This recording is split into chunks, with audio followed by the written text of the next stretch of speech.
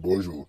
Imagine que tu pars au terrain pour faire le foot et entre-temps, tu effectues un tir sur le ballon avec une puissance donnée.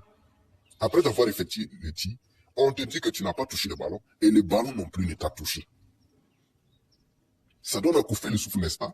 Eh bien, je viens de trouver ceci ce matin et l'explication est juste fou. C'est expliqué de façon scientifique en fait. Et moi, c'est Gaëli Timbripo. J'aime donner des explications sur des choses qu'on a bien trouvé, qu'on trouve bien de façon naturelle. Et le reste là, voici l'explication. Eh bien, quand tu tires un ballon, il faut notifier qu'il y a deux entités à connaître d'abord. Il y a d'abord la notion d'énergie et la notion de force. Quand tu essaies de tirer le ballon, tu appliques une force. Et donc, il y a transfert d'énergie au moment où tu exerces la force. Et donc, on va bien cheminer comment est-ce que cela se produit. On va prendre donc euh, le domaine de l'énergie. Comment est-ce que l'énergie se transmet? Eh bien, quand un joueur essaie d'effectuer un tir, il mobilise de l'énergie mécanique autour de son pied. Et cette énergie mécanique, donc, cette énergie mécanique mobilisée crée donc un flux qui permet la naissance, donc la conversion d'énergie mécanique à l'énergie électromagnétique. Cette énergie électromagnétique, vous allez me demander comment est-ce que cela est transmis.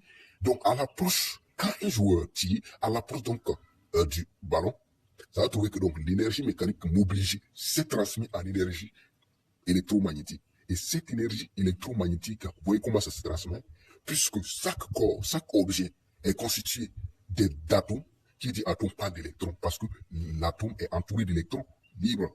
Et les électrons libres, quand un corps est constitué, les électrons libres constituent un assemblage électronique qu'on appelle nuage électronique à la surface. Et donc, l'énergie électromagnétique dont j'ai parlé tout de suite va se stocker au niveau des électrons.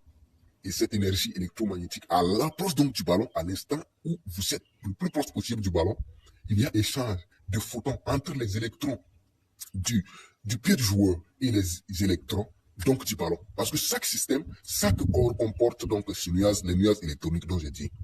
Et donc, les échanges de photons vont s'effectuer entre le ballon et le joueur. Et le ballon, qui était immobile au début, va recevoir l'énergie donc du pied du joueur, qui vient du pied du joueur, de l'énergie électromagnétique. Et cette énergie, même énergie électromagnétique, sera transformée en énergie mécanique. Qui dit énergie mécanique dit énergie cinétique. Et donc le ballon va se mettre en mouvement. Et donc, vous allez me demander pourquoi est-ce que c'est là encore? Parce que je n'ai pas donné l'explication du fait que le ballon ne se touche pas. Le ballon ne touche pas le pied du joueur, pardon, et le pied encore ne touche pas le ballon. Et voilà l'explication claire. Comme je l'ai dit tout à l'heure, quand tu effectues un tir, en fait, les électrons se trouvent à la surface de ton pied, constituent un nuage électronique, et de même pour le ballon. Et donc, comme vous savez, le ballon, les électrons sont de signe négatif. Donc, à l'approche, à la distance la plus proche possible du ballon, donc, les électrons vont se repousser, puisque ton pied est constitué d'un nuage électronique et le pied du joueur également est constitué d'un nuage électronique. Les électrons qui sont de signe négatif vont se repousser. C'est le principe qui dit que deux corps de même signe se repoussent. Donc, les assemblages électroniques qui soutiennent les nuages électroniques situés aux abords vont se repousser. Ils ne vont jamais se toucher. Et c'est bien marrant que ça. C'est dit, les corps ne se touchent jamais. Le fait que j'appuie sur le mur ici, je ne touche pas le mur et le mur non plus ne me touche pas. Grâce à ce système-là, cette opposition des électrons du ballon et celui du pied du joueur. Et donc, quand tu donnes de la force, tu reçois cette même force. C'est le principe de l'action et la réaction. Puisque tu essaies de pousser les électrons du ballon et les électrons aussi te poussent. C'est donc l'interaction. Et qui dit interaction parle de pression, de friction. Voilà. Qui parle de pression. La pression, on est capable de sentir la pression. Pourquoi on sent de l'air? Pourquoi on dit que l'air existe? Pourquoi nous, on dit que l'air existe? Parce que tu sens que l'air exerce une pression sur toi. Et tu sens l'air sur ton corps.